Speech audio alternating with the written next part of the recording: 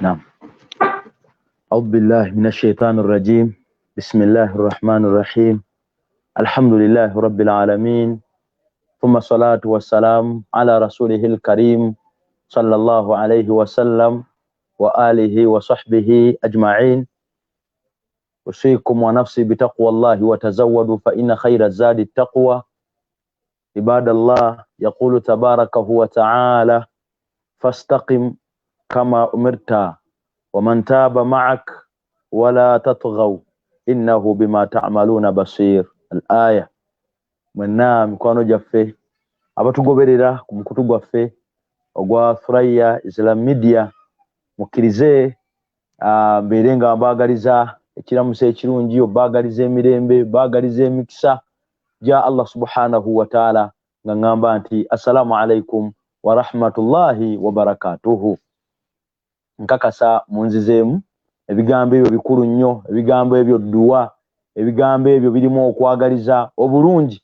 Mbaka Muhammadun sallallahu alayhi wa sallam yatugamba ti awala adullukum ala shay'in idha fa'altumuhu tahabbtum. Abayimbe ekigambo kyembabuulirayo nabbi agamba abamuli okumpi, naye nga message naffe waffe eddayo.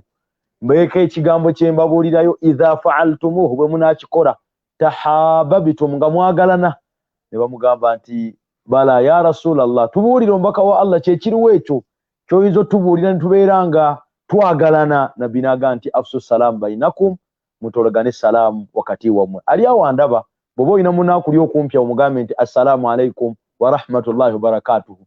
Bw'oba oli mu kufolowinga wano osobola okubeera nga era ogiddamu wansi, ngenda kubeera nga ndaba. Teri kizaamu maanyi nga kulaba nga kiraasi olinamu abantu bo abakuddamu salaamu nga bw'ogitodde, nga nabo wansi bawandiika nti wa alaikum salamu wa rahmatullahi wa barakatuhu, ate nga basobose kujoogera na bigambo. Baganda baffe abalungi tubaagala nnyo, mwe bali kubeera nga mufolowinga ne muteekako data, naye nga data mumuteekako kubeera nga jamaani mwagala kubeera nga mu mpeera zammwe muziteekako akawunti zammwe mu maaso ga Allah subhanahu wa ta'ala. Ku nsi kuno muyinza obutabiraba, naye mu maaso ga Allah mujja kutegeera Thuraya kyeki, mujja kutegeera ettaffaali gw'obadde okimanyi nti waliwo abaana Adamu Allah bagenda okuwejjana ng'ayisiza ku Thuraya, yandiba ggwe obanzi nga Allah ayisiza okwo ng'alaba omwana Adamu COVID nga bwali omuzibu, jamaani nga abazaamu amaanyi. Era essaawa eno tuddamu amaanyi, kamba ndabe ku baddu ba Allah abamu tutandise nabo alhamdulillah. Tulina omuganda wange Shafik Senteza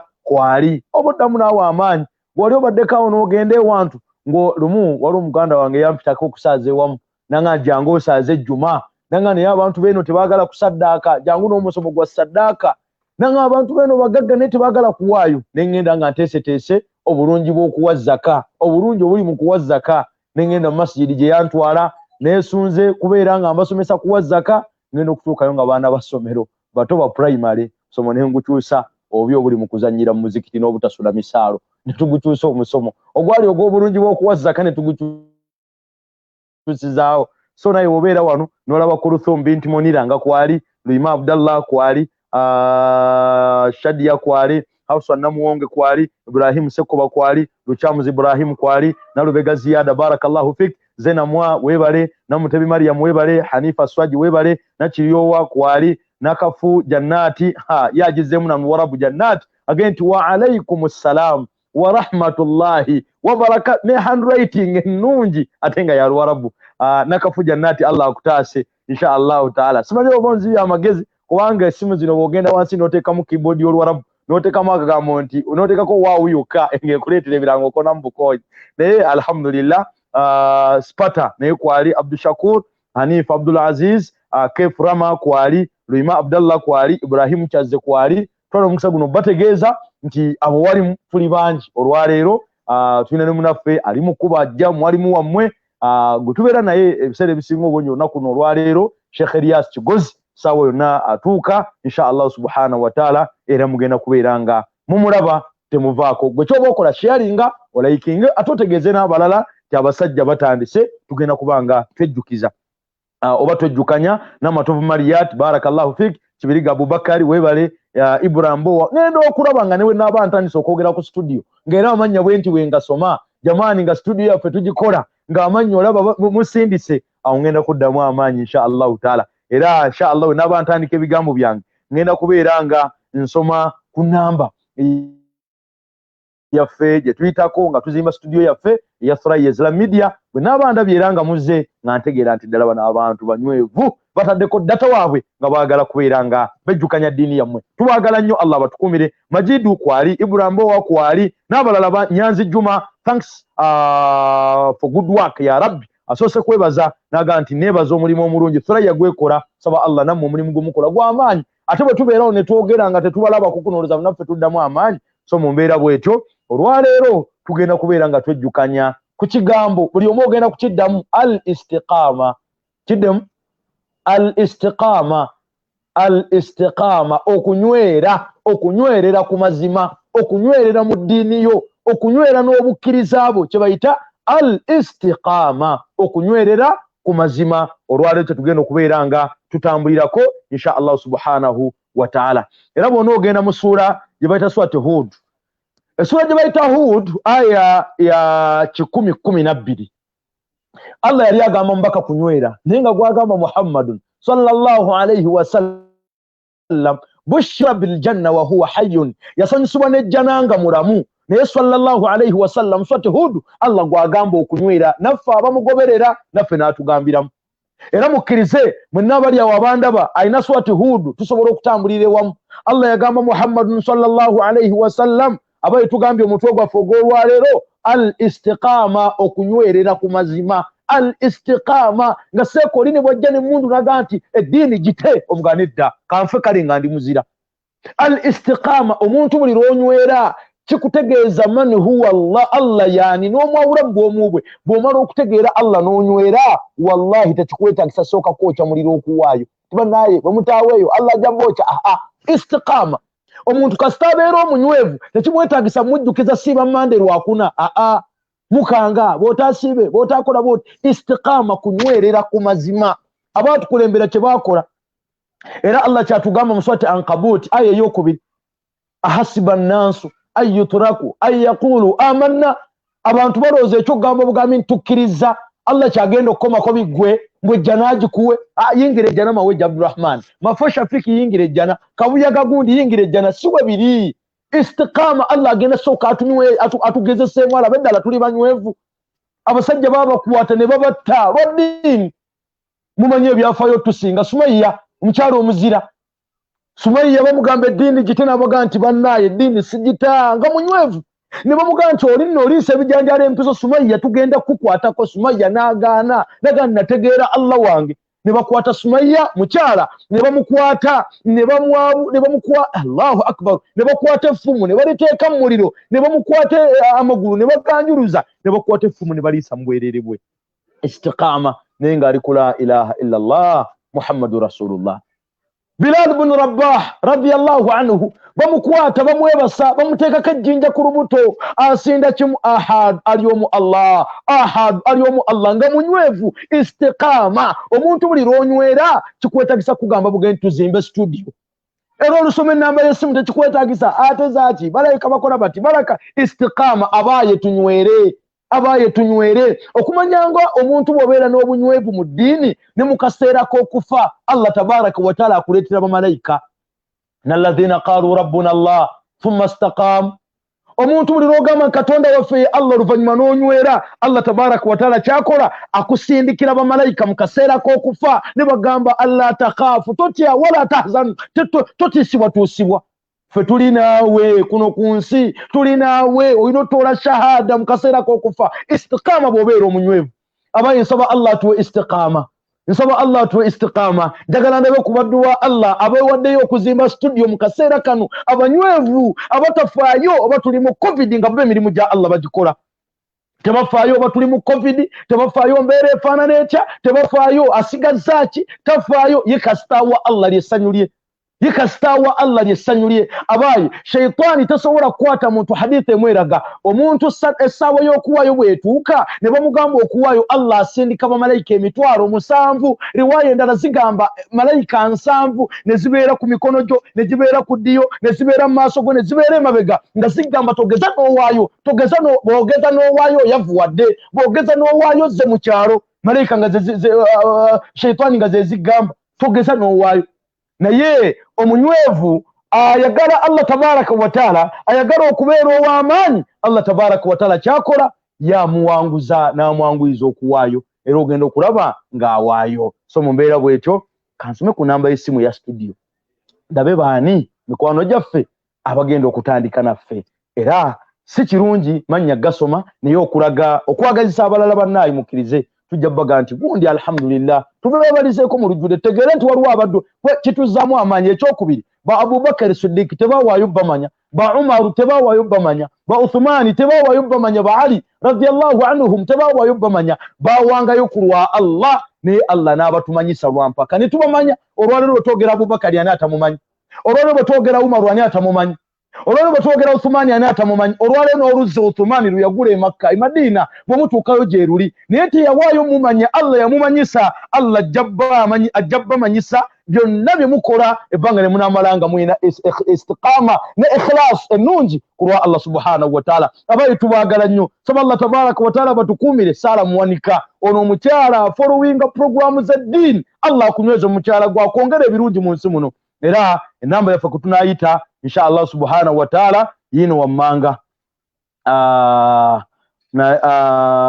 namba yaffe kutunaayita yino wammanga insha Allah subhanahu wa taala eri 0705 0705 111 999 0705 111 999. Lwaki nsoma mu luzungu okakasa obukulu bw'ensonga. Wano Uganda abantu bamanyi nti bw'otassa mu luzungu toba serious, naye okubeera serious abayi 0705 111 999 oba 0705 999. Njagala ndabe ku baddu ba Allah abanaalabikako mu kaseera kano ne bw'oba olese nusu bitano studio eno eberenga egwa gwe tewewuunya ti omulundi ogwayita walaba bakagulawundi ndala naguno olabye endala naye bwe tunaba ne studio tujja kubeera wantu wamu bwe tuti tutambuze ddiini. Wallahi twagala ddiini yaffe, twagala eggwanga lyaffe, twagala ensi yaffe. Abantu bangi abakyusa emitima nga bakyukidde ku sura y'eno Islam Media. Abantu bangi Allah basooseza okubanga tukwatako mu mbeera ennungi. Abawalimu ne babakuba empiso zino, empisa abawalimu ze babakuba ze zibaleetedde okubeera nga jamaani abantu bakyukira ddala. Obuyaayi ne bugwa mu nsi, obulyazamanya ne bugwa mu nsi, obunanfusi ne bugwa mu nsi. Mutemwewuunya tubadde tuli mu covid ono naye abantu saddaaka zino ze bakola Allah obulamu abutereezezza biidhinillah. Abantu baavu naye Allah naye kyakoze n'ateekawo baraka mu nsi. Matooke ga layisi nasanga ettooke ewaffe ekawempe eyo ettooke nga liwaabuliti twagala kwenkana naye mbuuza omusajja nti owa eryo lya mmeka ndooza mitwalo nga 7 naŋŋamba lya gumu 2 gumu kitundu gumu 2 olifuna. Niŋŋamba subhanallah, mu bwavu muno abantu baali badde emmere balinnyisa naye basiza. Lwaki? Ebintu bye mukola, da'wa gye mukola, amaanyi gye mutaddemu, Allah y'ensonga lwaki mulaba naffe asoboseza okubeera nga tutambulira wamu nawe. So mu mbeera bwetyo njagala naye kumanya g'abantu abali kuno bambi muli bangi. Lima Abdallah nkulengedde, Shakira Abasi, Sara Muwanika, Rukia Nansubuga, abantu twagala mulabike mu bungi insha Allah. Enamba yaffe endala eri 0708 222 330 0708 222 330 oba eya MTN 0788 02 03 Olira ate nenyuma n'okunyuma ogiweerezaako nga n'okunyumirwa onyumirwa eri 0788 02 03 0788 02 03 ye namba yaffe insha Allah subhanahu wa ta'ala. Banna yusaba Allah atusaasire atumalire.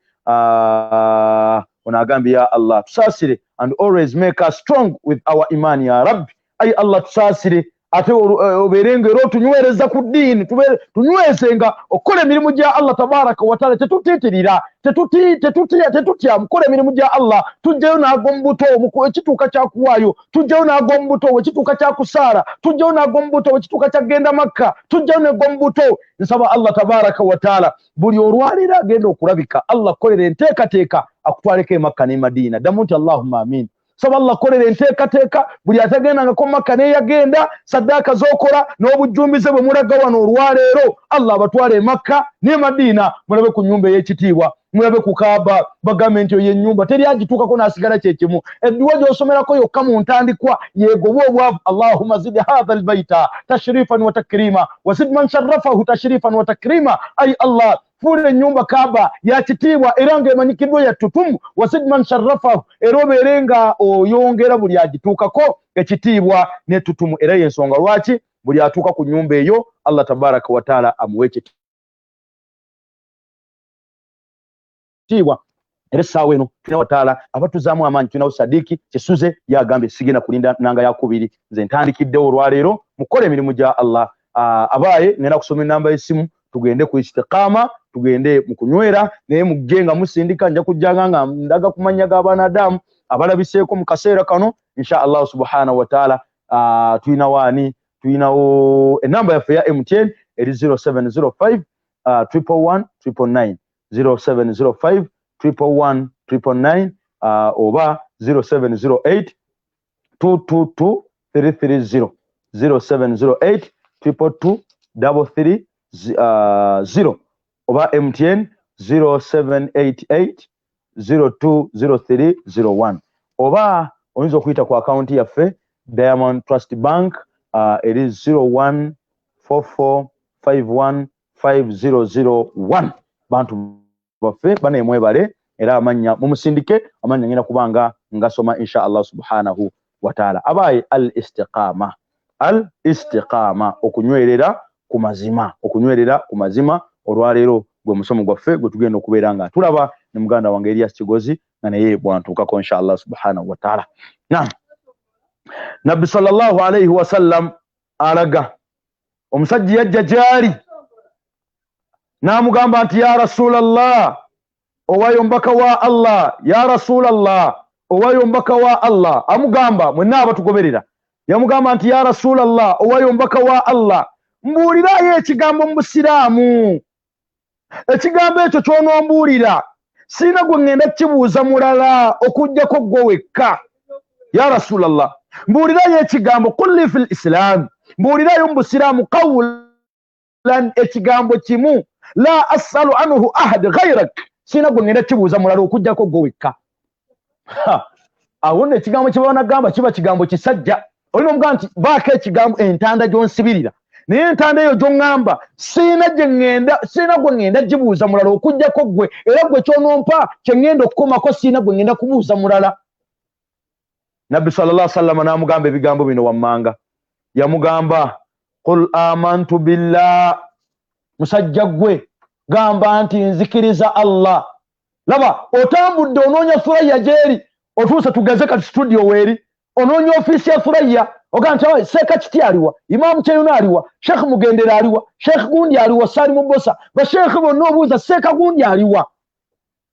Ozze n'ekibuuzo kyo oba ozze oyagalayo ntanda. Otuuse mu ofiisi bagaye nti baabo ogamba nti bannaye ekindeese nvudde Mitukula, ekindeese nvudde Gundi, ekindeese nvudde Bugerere, naye mbadde nsaba Seeka mwegatte kuba omubaka azitowaba walimu bonna abali mu nsi. Nega nti ya Rasulallah mbuulirayo ekigambo mu Busiraamu, ekigambo ekyo siina gwe ngenda kibuuza mulala, era bwe nkikubuuza biba biwedde. Nabbi sallallahu alayhi wasallam yamugamba qul amantu billah, gamba nti nzikiriza Allah thumma istaqim, bw'omaliriza tebenkera, bw'omaliriza nywera. Gamba nti nzikiriza Allah. Abaye qul amantu billah yamugamba gamba nti nzikiriza Allah thumma istaqim, oluvannyuma tebenkera, oluvannyuma nywera, oluvannyuma ekyo kyokkiriza kyoko okitegeere. Abaye okukkiriza Allah omuntu osooka oyawule Allah mu bwomu bwo otegeere nti teri asinzibwa mutuufu okujjako ye, teri atta okujjako ye, teri agaba buyinza okujjako ye, teri agaba maanyi okujjako. Abaye istiqaama byokka omuntu yenna anakkiriza Allah subhanahu wa taala kyalina osooka okukola olina kusooka kulaba mazima ddala Allah byakoze mu nsi ne bikumalira okutya Allah. Allah basse tebakumala kunywera noga nti wallahi nange ngenda essaawa yonna. Abasajja babadde nga bakambwe bakasirya eggwanga nga bwayogera ekigambo ensi ewulira. tractor zokyebwa nsagala era nga buli muntu babokera ku makina gandi mafu gende wakasire eggwanga obeeko kyokola oyinza obutatuukayo musajja nga muzibu era nga gamba nti nze asala wano emmundu njikuba naye Allah n'atatunuulira cepe n'atatunuulira ddaala kasiri eryaliko n'atatunuulira masasi gali mu mmundu Allah bwe yasindise malayika yamukutte bukwasi kasiri ali wansi wa ttaka amasasi gakubiddwa tutu eryo limu tutu agabiri tutu asatu masasi 13 gonna ne gaggwera mu bbanga nga bagakuba basiibula musajja naye essaawa eno ali mu maaso ga Allah essaawa eno ali mu maaso ga Allah takyalya takyanywa takyayogera ne tractor gyeyo kyanga ayokya mu ttaka takyasobola bigendako ettaka Allah ebibye byakomye ali wansi wa ttaka ekyewuunyisa okumanya nga Allah w'amaanyi omusajja oyo abadde nga kimbibiri ffe twalwana kimbibiri twalwana wallahi Allah n'atamutwalira kaseera ka mundu nga zivuga Allah n'amutwala mu kaseera nga tewali mundu n'emu emukubye malayika n'emukwata n'emuteeka wansi w'ettaka olwaliro kasiri eggwanga bw'omunoonya mu nsi taliimu abaye ebyo Allah bye yagala tusinziireko tunywere bw'otunotuna bwoti mu nsi abasajja ab'amaanyi mu nsi tebaliimu abagagga mu nsi tebaliimu bw'ogenda mu kibuga onoonye bannannyini duniya bannannyini Uganda tebaliimu bali wansi wa ttaka bakubuza ekizimbe kyani ekyo nti kyali kya mabirizi mabirizi ali ludda wali Bungereza agenda kusobola tinedda ali ludda wa nti mabirizi ali wansi wa ttaka tofunamu kyakuyiga malayika bwe yali ayogera ne nabbi yamugamba nti nze sikuba ssimu nga naatwala omuntu nedda byenkola ku balala gwe olina funamu kyakuyiga bw'oba mwali muno olaba seeke yafudde funamu kyakuyiga abalimu baffe bali wansi wa ttaka basheekh Uthman Mmenya bali wansi wa ttaka basheekh Abdul Hakim bali wansi wa ttaka basheekh Abdul Karim Sentam bali wansi wa ttaka basheekh Sekimpi bali wansi wa ttaka basheekh Weri wano hafidhu waffe wansi wa ttaka abawalimu ab'amaanyi bali wansi wa ttaka ba Abdul Basit abaali abasomi ba Qur'ani abakugu bali wansi wa ttaka sajja bakwatanga ku matuna agisoma wansi wa ttaka kati ebyo byonna Allah abikola tufunemu kyakuyiga bw'oba mukulembeze Allah akulazeeko babiriga bali wansi wa ttaka Allah abatutte n'ebiseera byabwe tebinnagwako bye baabalondera bo babalonda emyaka 5 Allah tagiyinza kuggwako abatutte ebyo istiqaama bwe tulina okunywerera Allah kyagamba omubaka mu surati Hud aya 10:12 na aya 10:12 Allah amugamba fastaqim Muhammad tebenkera fastaqim Muhammad nywera fastaqim Muhammad nywera ku mazima kama umirtanga bwe nakulagira Allah agamba mbaka kunywera omuganda agamba olaba embwe egoba wa kiwempe ate go isawo maliba gamputa embwe egoba wa kiwempe atoli ayisawo maliba amugambye fastaqim tebenkera nywera kama umirtanga bwe nakulagira kama umiritanga bwe tukulagira abaye Allah agamba mubaka neno message nawe kutuukako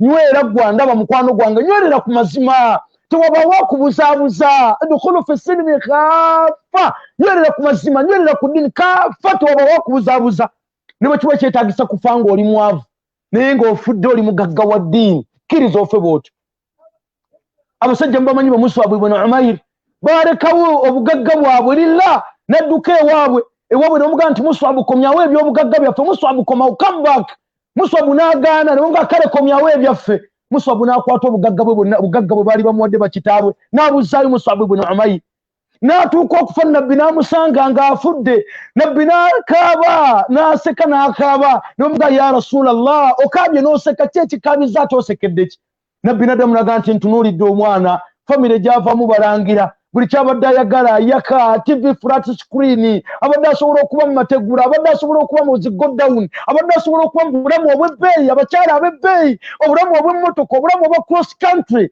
ne Mus'ab abutadde najjanywerere ku mazima Ibn Umayr radiyallahu anhu Mus'ab n'afa ne banoonya ne kibamubikka ne kimubula radiyallahu anhu ne bakwata essuuka nga bagibikka ku mutwe wansi ebigere bisigala ne bakwata ebigere nga kugambanga Mus'ab ibn Umayr nabbi n'alagira basike akasuuka akali waggulu eno wansi bayiweewo ebisansasansa naye ng'afiiridde ku mazima n'obunywevu fastaqim tebenkera fastaqim nywera kama umirta waman taaba ma'ak wala tatghaw innahu bima ta'maluna basir abaye byonna bimukola Allah subhanahu wa ta'ala abiraba basir Allah tabaraka wa ta'ala abiraba tunywere abaye tunywere tukole Allah byatwagaza tusaare tusaddaake tusiibe tuyambe abatalina tubeere wamu tubeere ffenna wamu twagalane lillah Allah tabaraka wa taala wakutusiima wakutuwamu obulungi fastaqim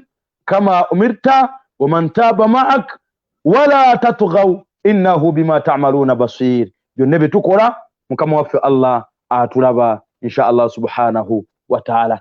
Njagala y'abasiraamu bataano abanywevu abasobola okwetaba mu kuzimba studio yaffe insha Allah taala. Abasiraamu bataano era kana nga mawejja agenda bampandikira bampeereze ange nti babano bazze bagala kusimba studio insha Allah subhanahu wa taala. Nyanzi Juma ganda wange nkulengedde, Huda naroga nkulengedde, Princess Shiba nawe nkulengedde, Tazita Maryam nawe Fadhil nkulengedde, Huda naroga nkulengedde. Ekyewunyisa ne bitugatta se kuba ntogera ku byabusuubuzi, se kuba ntogera simanyi tukoze tyatu, simanyi tugaggawadde tutya.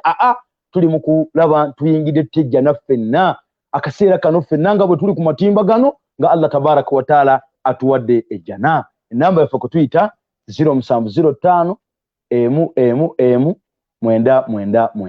0705 3 baganda banga bebitiibwa ko tuba tuyita era tubeebaza okubeera nga mwenna kwemuli era nga mufolowinga. Saba Allah jalla jalaluhu abeerenga abasiima. Abaye tuli ku istiqama eya MTN eri 0788 02 03 al istiqama okunywerera ku mazima, al istiqama okunywerera ku mazima. Byonna n'obita kulwa Allah, n'oguma kulwa Allah, n'ovuma kulwa Allah, n'owemulwa kulwa Allah, ne bakuvuma kulwa Allah. Era omuntu bwe wangala mu nsi muno nga tofunangako challenge. Allah ga mu Quran surati Baqara 2:14 am hasibitum an tadkhulul jannata walamma ya'tikum mathalul ladhina khalaw min qablikum massatuhumul ba'sa wadh-dharra وزلزلوا حتى يقول الرسول والذين آمنوا معه متى نصر الله ألا إن نصر الله قريب.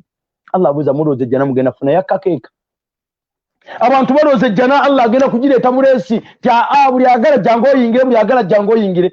Walamma ya'tikum mathalu alladhina khalaw min qablikum, nga Allah tannabaletera kubigezeso byaletera abantu kulembera bakaba amaziga bakubwa bavumwa bawe murwa sallallahu alayhi wa sallam mumujukira asenguse adukidde bamurwane Makka ku kitebe gyazaalibwa adusaroze Taifa gye bagenda omutasiza Taifa ne bamukuba sallallahu alayhi wa sallam n'abongoka amannyo sallallahu alayhi wa sallam nabbi n'atuuka okubanga engato gyayambadde eringa gye bataddemu amazzi ng'ekaaba kumbe musaayi gwe gukaaba sallallahu alayhi wa sallam. Naye yasigala ku mazima sallallahu alayhi wa sallam, yavumwa yakubwa byonna byakolebwa naye ng'akyali ku la ilaha illallah muhammadu rasulullah. Ye istiqama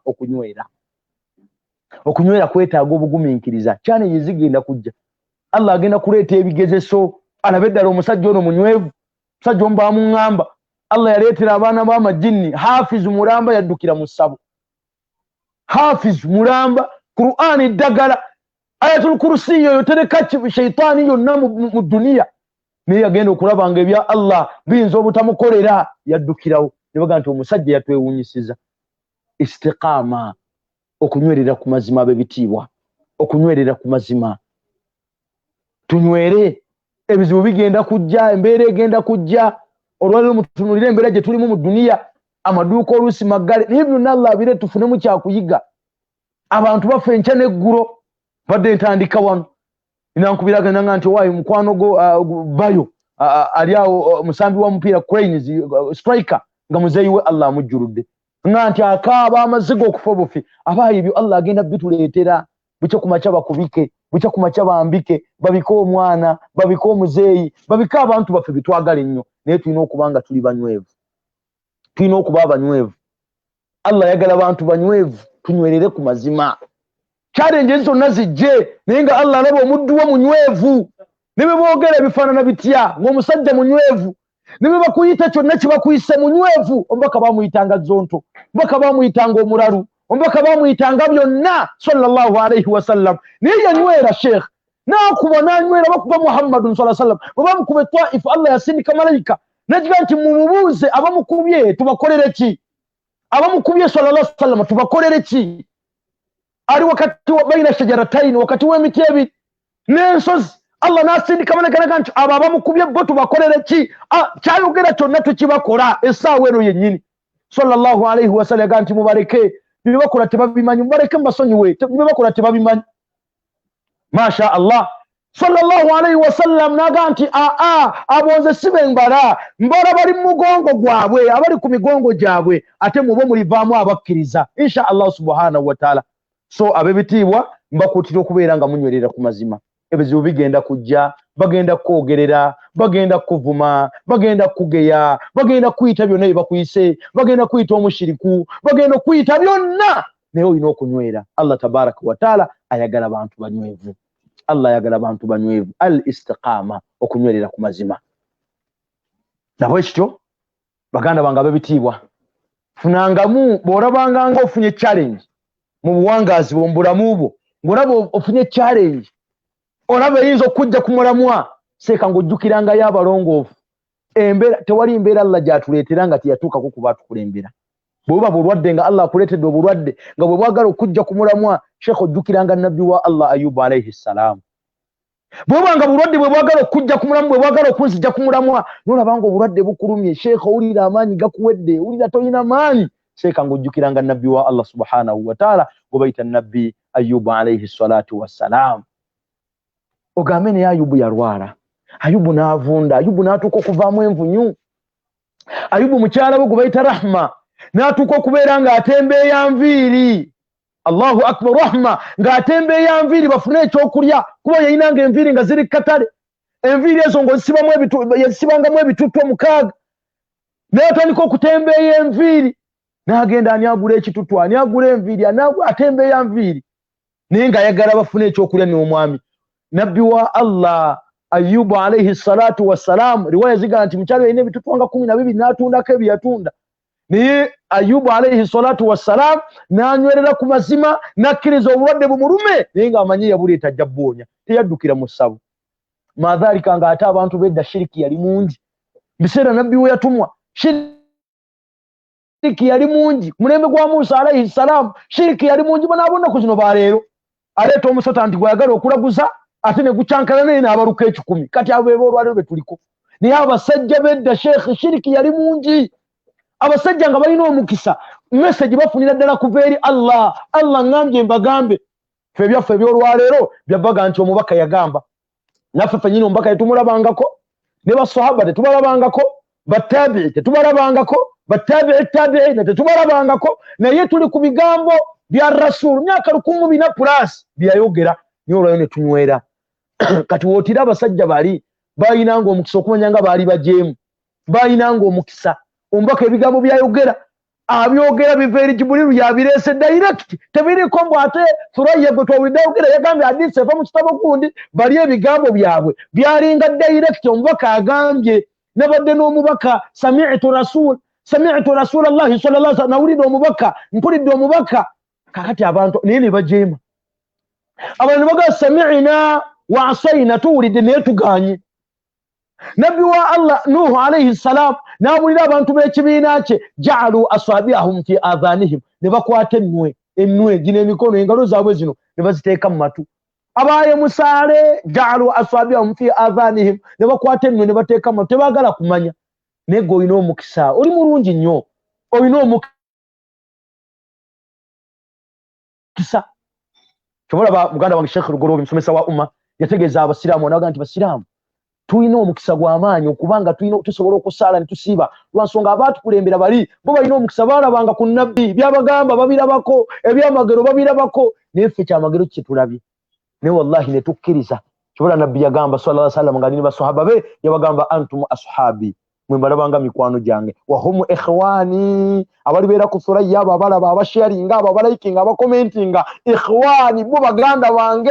Basobole omuga ya Rasulallah, otuyise mikwano gyo bayise baganda bo, lwaki? Nabbi naawe ensonga n'agamba bwe mulaba abo bagenda kunzikiriza nga tebandabyeko, bantu mmwe temulabanga ku nabbi, bantu mmwe temulabanga ku baswahaba, bantu mmwe temulabanga ku battabi'i, muwulira buulizi nti qala Rasulullahi, nabbi yagamba, naye wallahi ne mukola emirimu nga mulinga abamulaba. Saba Allah tabaraka wa taala abeere nga abasiima insha Allah subhanahu wa taala.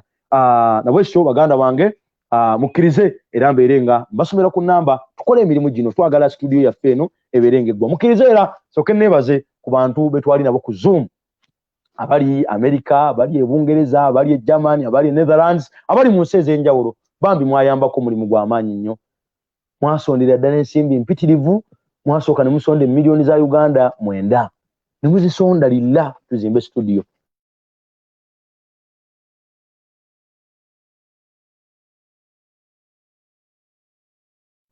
ne muddamu enkeera so bantu mwe tubaagala nnyo lilla era mu kaseera kano kennyini nenda kubeera nga mbasomera ku mannya g'abantu abalabiseeko mu kaseera kano kennyini weyagala okusindika lya atulaba ali live enamba yaffe eyita kweno enamba eri 0705 owandiike emu emirundi 3 999 enamba eyo gikozese nnyo ndabe ku mannya gaabo abasindise inshallah taala Sadiki Kisuze nkulabye Nsambu Muhammad nkulabye Ibrahim Luchamuzi nkulabye n'abalala bangi mbalaba musindika ya Airtel endala eri 0708 222 330 0708 222 330 musindike mikwano gyaffe muweeyo lilla tuzimbe twagala kuzimba bintu bitambule tumanyi musobola amaanyi mugalina musobola okukola emirimu gya Allah n'omutima ogwo nsaba Allah abeerenga abasiima abaweemu obulungi 0705 999 oba 0708 222 330 oba eya MTN 0788 02 03 0M 0788 02 03 0M amanya gammwe inshallah subhanahu wa ta'ala tugenda kubeeranga tugasoma kwano gyaffe mbagambye tugenda kuba ne muganda waffe Sheikh Elias Kigozi era ali mu kujja inshallah subhanahu wa ta'ala tugenda kubanga tukwatagana naye wano wennyini agenda na kubeeranga atuwa ku dduwa muswati tauba Allah yatugamba wa salla alaihim abantu abo mubawe ku dduwa abakola emirimu gya Allah subhanahu wa ta'ala era Sheikh mu kaseera kano njagala tugenda kubeeranga tumwaniriza biidhnillahi subhanahu wa ta'ala so nsaba mubeereko mu bungi nsaba mubeere mu bungi nsaba mukole mu bungi mirimu gya Allah subhanahu wa ta'ala wallahi mugolabira ddala muli basajja b'amaanyi babayita mekete masha Allah mirimu gya Allah mugikola temwina gwe mubuuzizaako mukola kusanyuka brilliant Hakim I've seen you Tia bint Ibrahim nawe koli oli live ndikati kubalindiridde omuwalimu abalindiridde omuwalimu abagamba ntwaniriza Seeka Rahma bint Muhammad tukwaniriza Ajati Aisha naye nkulengedde Masika Hawa nkulengedde Nyanzi Juma nkulengedde Namutebi Shakira Masika Hawa Sofi Jombwe Masika Hawa Hadija Nase Masika Hawera ya Rabbi assalamu alaikum warahmatullahi Suma bint Abubakar Halima bin Sulaiman Salma bin Sulaiman Sumaya Suma bint Musa Shamila bint Hadija Fatima binti Muhammad bonna kwe bali abaswahili buleka bali Tanzania eyo bakenya bali mu kubeeranga nabo batadeka amanya gaabwe ngabwe batuddawo bali mu kubeeranga bali live nga batulaba mikwano gyange istiqama wallahi mira istiqama omuntu buli lwobeera omunywevu mu buli kyokola nobeera omunywevu mu ddiini tekyayinza kutiisatiisa buli kyokola kyonna in fact okola kusanyusa mutonzi si bantu omuntu bwobeera omunywevu gwe tokola kusanyusa bantu okola kusanyusa Allah kasita asanyuka abantu niba tasanyuka era Hassan al-Basri yagaa nti nze kasita namanya buli kyenkola Allah ndaba nkyo munyiiza istiqama kusinza Allah ng'olinga amulabako bw'obeera ne istiqama ng'oli munywevu kitegeeza obeera ne ihsan okusinza Allah ng'olinga amulabako nabo iso mikwano gyaffe malungi ab'ebitiibwa mbalamirwa okunywera ebizibu bigenda kujja endwadde zigenda kujja bw'ofunanga ebizibu ono lockdown gwe tulimu bannabbi bamulimu mbaweeyo ku bannabbi abali mu lockdown nga tebasobola wadde okufuluma nabbi wa Allah gwe bayita nabbi Yunus alayhi salam yali mu lubuto lw'ekyennyanja nga tayinza kuvuga mmotoka tayinza kuvuga nnyonyi tayinza kukola ki tayinza kubaako kyakola kyonna nabbi wa Allah amanyibwanga Yunus alayhi salam ali mu lubuto lw'ekyennyanja talina kyasobola kukola naye nabbi wa Allah yategeera nti lockdown ono olina kunywera nnyo n'oyogera ku Allah nnyo n'otendereza Allah nnyo n'osoma istighfaaru nnyo tahariri nnyo tasbihi nnyo ate n'obeera nga weenenyeza Allah lockdown yamuta nabbi yakola atya yagamba nti la ilaha illa anta subhanaka inni kuntu min adh-dhalimin Allah n'asanyuka agamba senga teyali mu lubuto senga teyali mu batendereza Allah yali badde mu lubuto lw'ekyennyanja okutuuka olunaku lw'okuzuukira.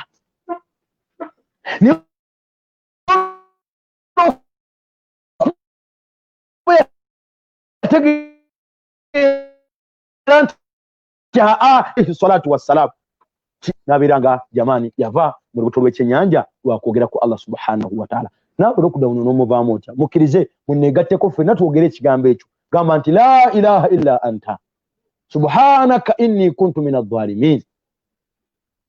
La ilaha illa anta fere tugenda mu mbuto za byennyanja ne wabula Allah ayina ebigeso byagenda tuleetera tulabire ddala alabire ddala tuli banywevu gamba nti la ilaha illa anta subhanak inni kuntu min adh-dhalimin. La ilaha illa anta subhanak inni kuntu min adh-dhalimin. Gamba nti la ilaha illa anta subhanak inni kuntu min adh-dhalimin. Kigambo ekyo bw'omala okyogera Allah tabaraka wa taala abawa kujja mu lockdown insha Allah subhanahu wa taala. Kigambo kikulu nnyo baganda nga bebitiibwa mwebale nnyo mwebalire ddala saba Allah tabaraka wa taala abeerenga abasiima era abawemu obulungi istiqama gyekyaliko. Nabbi wa Allah omulala era yali muzibu n'anywera n'akubwa n'avumwa n'akolebwa byonna bye yakolebwa yali nabbi wa Allah Ibrahimu alayhi salatu wassalam. Abantu bakuŋŋaanye abagamba bayimusinza biki okumanya ng'olwo omusajja yali munywevu yatuuka n'okulumba kitaawe amukoleko daawa naye mu mbeera ennungi si mu mbeera yakumuvuma si mu mbeera yakumukaafuwaza si mu mbeera alayhi salatu wassalam yamugamba ya abati lima ta'budu ma la yasma'u wala yubsiru wala yughni anka shay'a.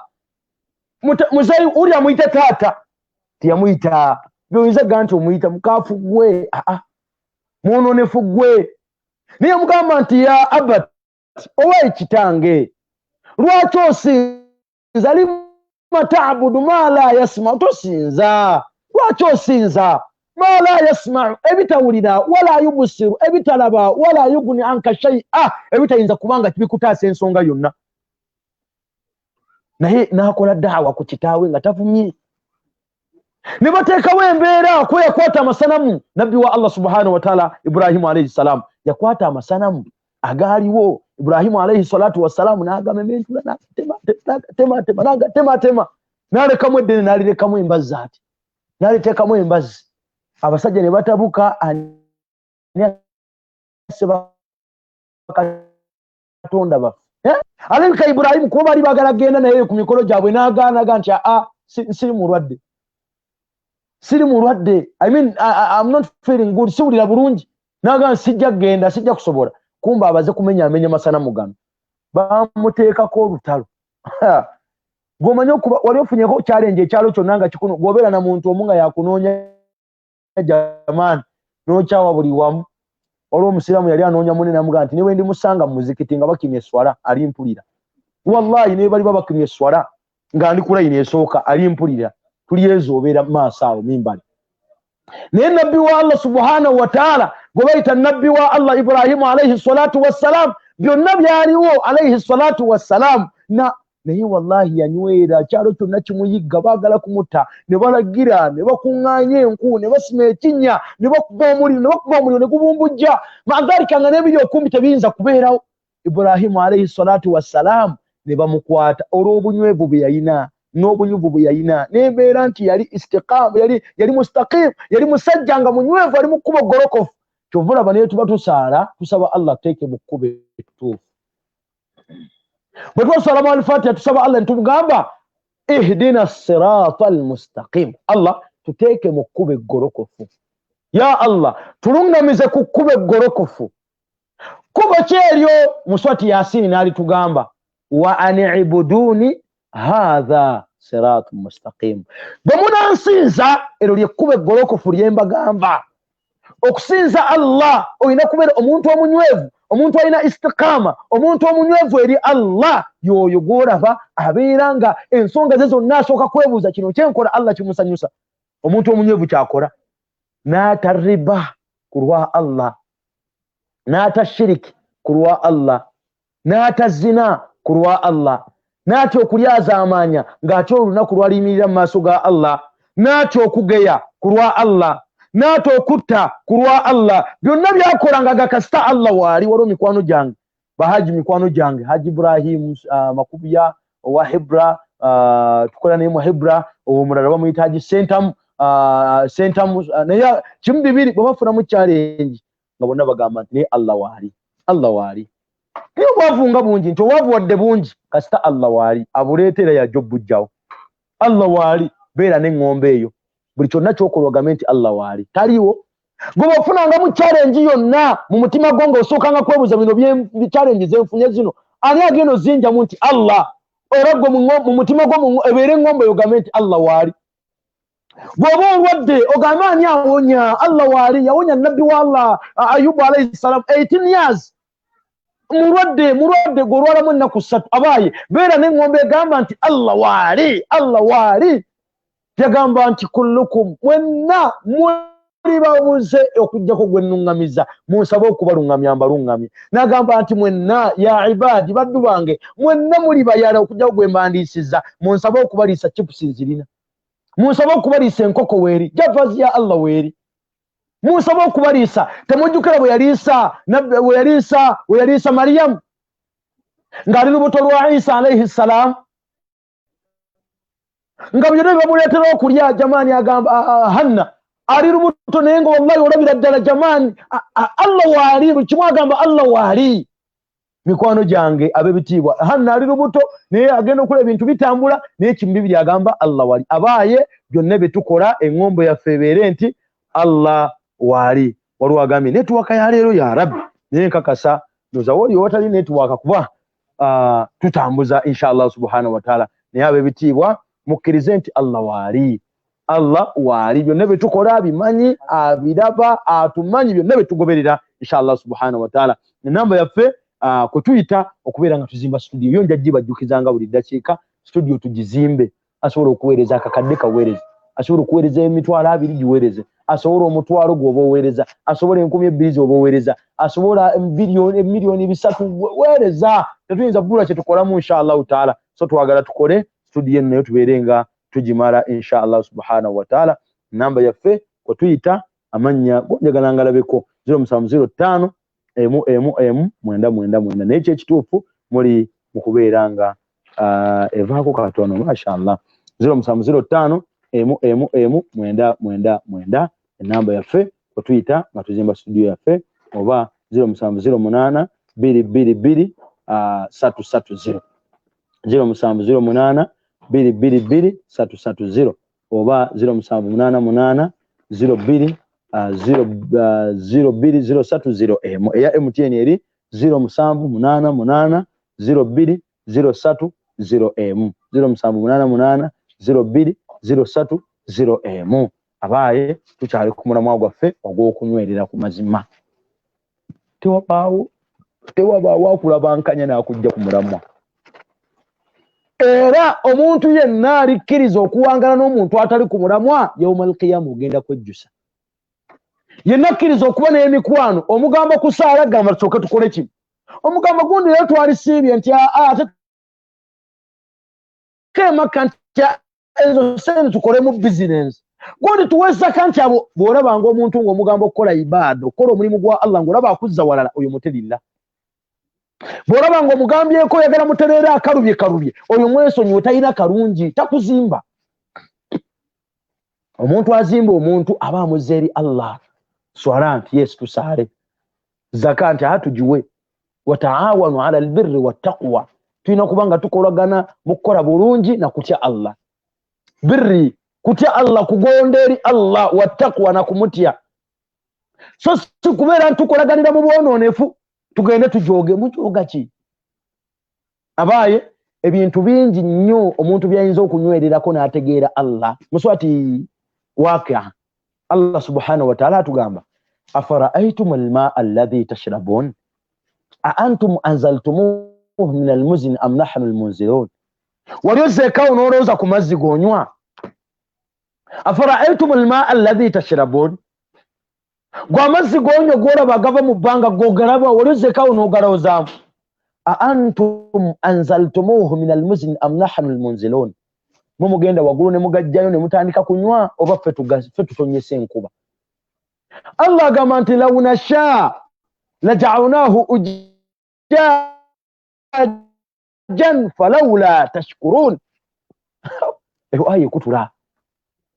Senga twali twagala agamba amazzi ge munywa nogandi kanywe ku hiru water kanywe ku gundi senga twali twagala Allah agamba twali gafudde ujaja nga galunnyo nga buli aganyoga musala dokoli buli aganyoga musala dokoli nga buli aganyoga kusala dokoli ni olwokuba nti Allah ayina obuyinza Allah ayina ekitiibwa wallahi amazzi oganywa n'owomerwa n'obajjagaloga olina asamu mpira n'ava mu kisaawe naganjagala amazzi n'onywa ni wallahi maadhalika nga oli aganywedde n'okusala tasadde oli aganywa n'okusiiba tasiiba oli aganywa ava na musabo oli aganywa agenda nakutemula muntu ni olwakuba Allah ayina ekisa kyabutikira obusungu n'abaleka n'atuleka nga mukole bimwagala. Kati Allah abuuza mu amazzi ge munywa temugalaba afara'aytumul maa'a alladhi tashrabun mutemulaba amazzi ago ge munywa antum anzaltumuhu minal muzni am nahnu almunzilun mugenda ne mugajja gye gava mu bbanga oba ffe tugassa. Law nasha laja'alnahu ujajan falawla tashkurun. Singa twagadde twali gafudde ag'olunnyo tulabe kale bwe muteebaze Allah. Ebyokukola okunywerera ku Allah bingi omuntu byalina okusinzira kalabe bingi. Lumu nalina omwalimu wange mukwano gwange tutambula twatuuka mu kibira mu kabira like motoka bwe yali eyita waliwo ekibira n'agaane Allah ayina obuyinza. Kati Allah n'alagira bulagizi buli mpologoma eri efu tukeewa nani asigala ku kyalo. Allah n'alagira bulagizi n'agaa nti empologoma 3 muyingireko mu kibuga Kampala. Olaba nzige buzige zifaanana n'enseenene ne zikaabiza abantu nzige. Ne Allah bakuleeta n'agaa nti munyeera buli munyeera gy'oli genda buli gw'osanga yingira mu nnyindo okola bw'oti. Allah n'agamba insanafu vaayo ne bw'agamba bugambi kalala nkoma. Allahu akbar.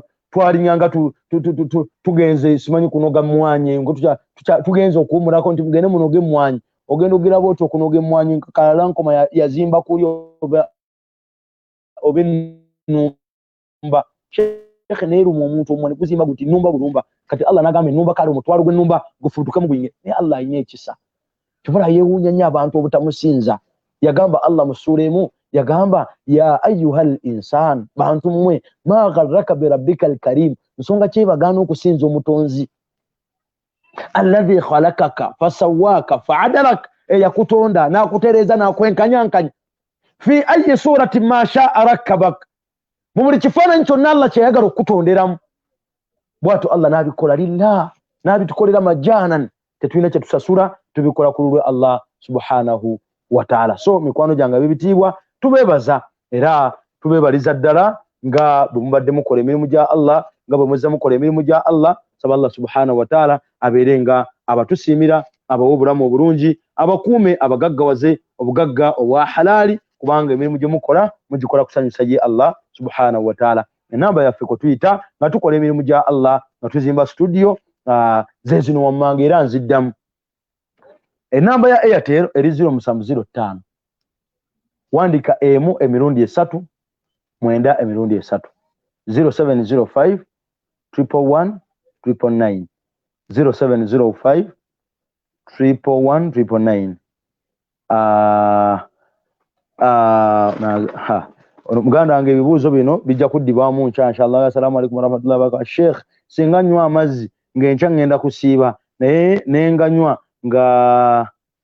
nga saawa ya fajiri ewedde simanyi nkola ntya nsiiba onnonti enkya inshallah kyobajja kikuddamu inshallah ta'ala Imam Kyeyune ne Sheikh Buruhan Kiti inshallah subhanahu wa ta'ala. So mikwano gyange ab'ebitiibwa mbalamira okubeera nga mukola emirimu gya Allah mbalamira okunywereranga ku mazima tewabanga wakukyusakyusa tewabanga wakujja ku mulamwa tambulira awo ekkubo lyo Allah lyakwagaza otekeko MBs ng'ogenze data omutaddeko ogenda kubeera nga olaba misomo gyamu olaba bigambo bya Allah. So si kunoonya bwonoonefu. Abantu bateekako data nassaako data naye ng'agenze kunoonya buseegu agenze kunoonya bamalaaya agenze kunoonya bifo bisanyukirwamu agenze bitamwongerako najjana bitongera kujja naye naye tubeebaza okubeera nga jamani buli eva lemulaba nti live furaya nga muyingirawo live nga muyingirawo live nga muyingirawo ebyo nambikola mwagala kusimisa mutonzi wa Allah subhanahu wa ta'ala saba Allah tabaraka wa ta'ala aberenga abasima inshallah subhanahu wa ta'ala bane Allah bawe Allah bongere Allah bakume abagazize ebyenfuna abakumire ku mulamu ebbanga lyonna abasasire abamalire obwetaavu bwamwe bonna byonna bemukola Allah aberenga abawamu esinga okubeeranga kyekirungi inshallah subhanahu wa ta'ala tubagambye tulinda muganda waffe anaatera okujamu inshallah subhanahu wa ta'ala anaatera okutuuka Sheikh Elias Kigozi inshallah subhanahu wa ta'ala anaatera okutuuka ne tubeebaza mwenna kubanga bwe tulaba wanene abaana Adamu abantu muri bangi amin amin amin Allahu akbar nawe Allah kusime shaballah mwenna aberenga abasiima abamalire era essaawa eno mukkirize tuwanjagire ku mutonzi wammwe ayongere tunywereza ku mazima Allah subhanahu wa ta'ala manyi nawe ne boberanga gotudde wano ngate wasiimi oyogera n'owuliranga ng'okoye nga wano enaba wakudduwa osegedde so mukkirize ate dduwa y'omusibi teyina jjiji nga ne muganda wange zisobo nabadde nze kukyaza Sheikh Elias akejamu namukwatakwata kati mu kaseera kano kennyini tugenda kuwanjagira ku mutonzi insha Allah subhanahu wa ta'ala mumunkolere ekyo kuddamu amin muddemu amin nga bwe tuwanjagira ku mutonzi waffe tumusaba atwanukule lwaki mukolifying okubeera nga mukola emirimu gya Allah mukolifying okubeera nga musabirwako mukola emirimu gya Allah subhanahu wa ta'ala nimugaa tulinawo kino ne mulabika tukola kino ne mulabika tuwalo ddala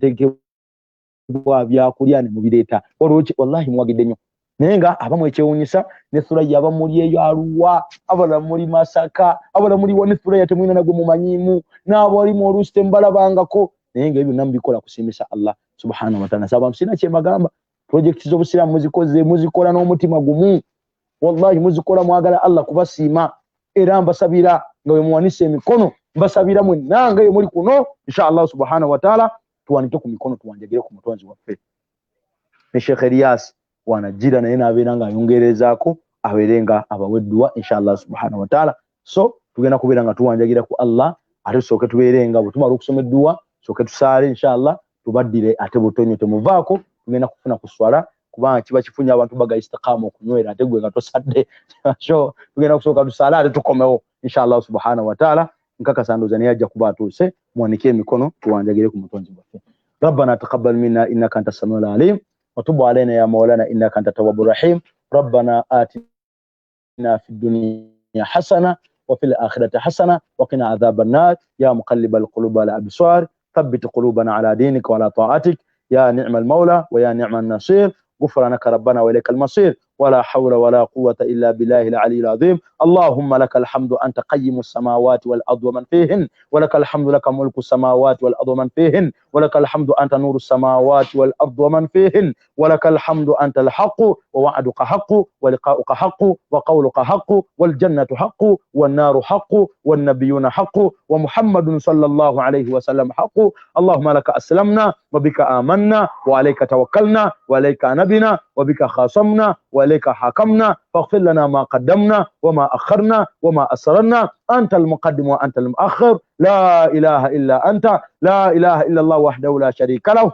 له الملك وله الحمد وهو على كل شيء قدير يا مقلب القلوب والأبصار ثبت قلوبنا على دينك وعلى طاعتك ويقول الله تشوسة متما جفة ثبت قلوبنا سبو تشوسة متما جفة اللهم إنا نسألك الهدى الله تكسب برungam والتقى الله نكتيا والعفاف الله تونسا والغنى نبغى وسنت نبغى متما يا نعم المولى ويا نعم النصير اللهم ارزقنا رزقا حلالا طيبا مبارك الله تقابل رزق يا حلال تسي يا حرام الله abantu banobonna abaddamu amina abali okumasimu gaabwe abali computer zaabwe abafollowinga mu nsi yonna nga ya Allah bakola emirimu gya Allah subhanahu wa ta'ala basime Allahumma a'ti munfiqan malahu khalafan barakallahu fima anfaqtum Allah beera ngo oteeka omukisa mu bibawaddeyo oteeka omukisa Allah mugibasigaza gwe muyinza era gwe mugagga teri asiima okujjako gwe teri agaggawaza okujjako gwe goyina ssente goyina amaanyi goyina ebitiibwa goyina byonna Allah betukusaba saba Allah obeere ngo otugabirira kuba gwe wakiti ekitiibwa Allah guwa amaanyi Allahumma stajib liman qala bi amin yanukula Allah buli yazzeemu amina wal man lam yaqul bi amin n'atasobodde kuddamu amina hadha du'a wa minka al ijaba okusaba kwaffe okwanukula kuli gy'oli taqabbal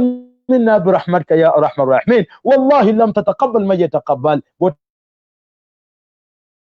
takiriza teriajja kukkiriza hadha du'a wa minka al ijaba fetukusabye okwanuka tukukwasiza wa sallallahu ala muhammadin wa ala alihi wa sahbihi wasallam walhamdulillahi rabbil alamin katumule muko temuvaako katusaale inshallah tukomawo. Assalamu alaikum warahmatullahi wabarakatuh.